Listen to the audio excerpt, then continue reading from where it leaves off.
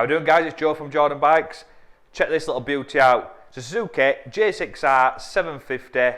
It's an L7 is this one, and she is lovely. Proper nice bike is this. Looks fantastic in the pearl white. Then red wheels really do set it off. So it's 2017 on a 17 plate. It's only done 8,440 miles. With these, you get Brembo brakes. You've also got power modes, little digital speedo. This one's been fitted with a double bubble MRA screen. It's got a Yoshimura R11 exhaust. You've got R&G protection for the frame and the engine just down there. It's got EvoTech bobbins for your paddock stand, and it's got some R&G bar end weights. So like I said, it's a 17 model, 8,440 miles. Let's give her a whirl.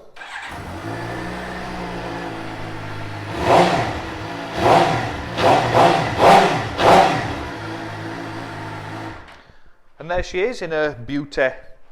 If you want it, get yourself down to Jordan Bikes, just give us a call. Thank you very much. Hi, I'm Nick and thank you for watching the video. Just to let you know, the bike you've just seen will go through our workshop with a fine-tooth comb, and we will put a 3-month parts and labour warranty on it.